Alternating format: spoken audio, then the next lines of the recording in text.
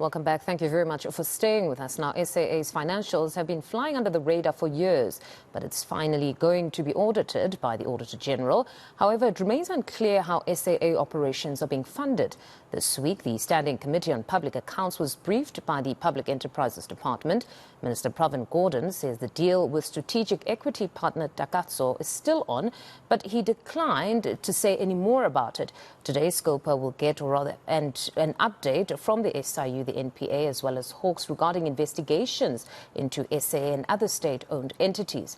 Phuthego Mojapele, an aviation expert, joins us now for more. Phuthego, good morning and thank you very much for your time. I'm sure you followed what happened yesterday. Some were actually educated on the term closed period, which is one used in business, that a transaction is considered to be at a very sensitive stage and parties are not in a position to divulge any information. What did you make of that particular assertion? Because MPs didn't take it kindly and said there should be no closed session or closed period if we speak of a public entity.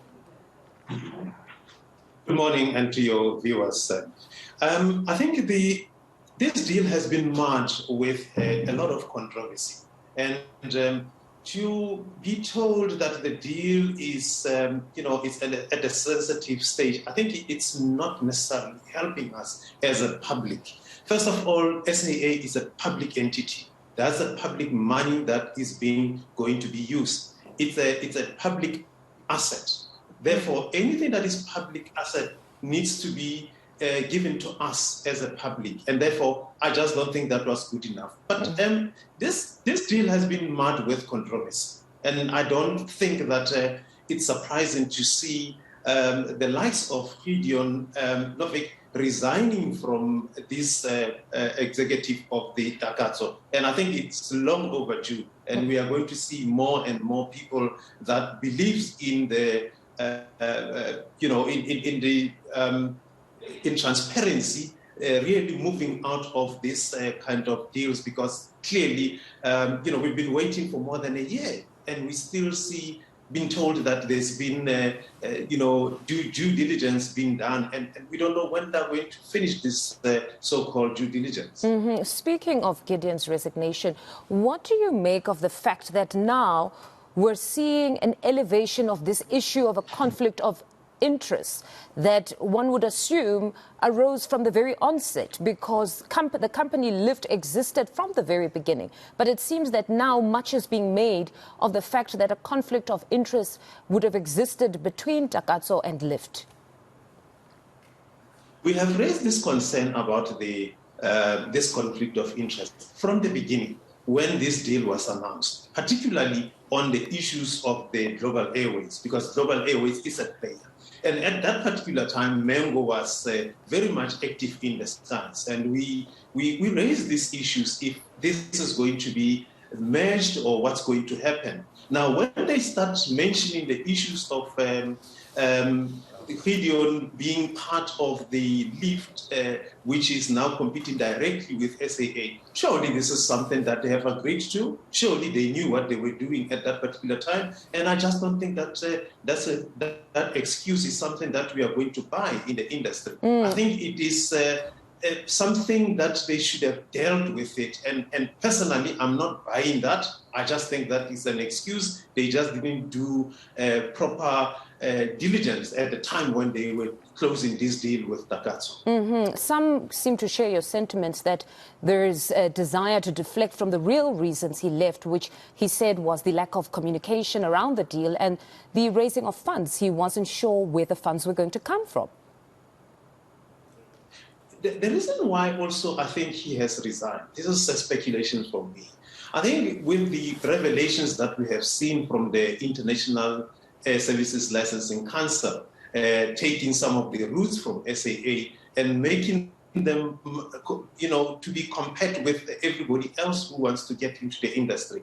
And the amount of frequencies that were taken, 111 frequencies that were taken away from them, I think they looked at their prospects of success within the deal. And Gideon, being a person who understands the industry, he probably couldn't see it being a viable solution or viable business going forward, considering the fact that they've lost quite a number of frequencies around the African continent. Second thing that I think we should also put into perspective here, much as we have 40% that come air left in the industry, SAA is still really battling to, get those customers support that they usually tried to find.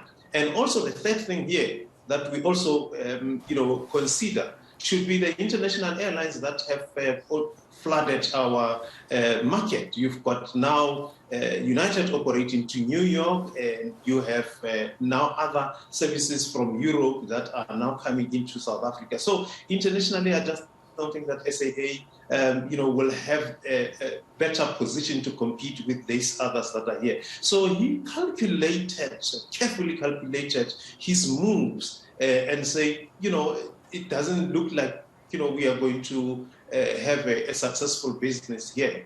But, these are politics, and they chose this company or this consortium, even though the R&B said there's nobody who qualifies to be able to be considered for SAA a deal. And then just in closing, where does this place Harith now? Because for many, for the most part, they've been known to be in the space of infrastructure. They do airports like Lanseria, but not necessarily airlines. So this minority shareholder had at least come with a technical expertise around running airlines. So what does this then mean for them? Yeah, like you have just explained, Harith is purely a management company, that financial management asset company. That they really have absolutely nothing to do with the airlines, but they run the assets and they raise funds for capital for the infrastructure.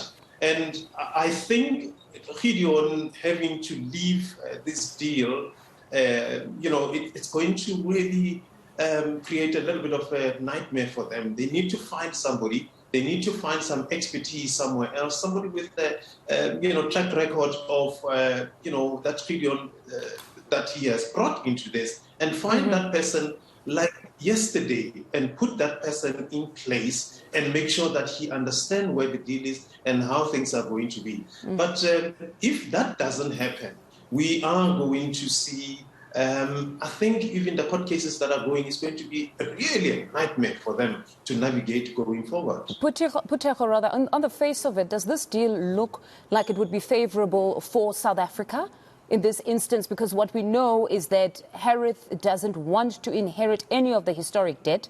So government is going to finalise that business rescue aspect. It was costed at around 15 billion. We've paid 10.5 billion already, Treasury has, and they have to now pay the last 4.5.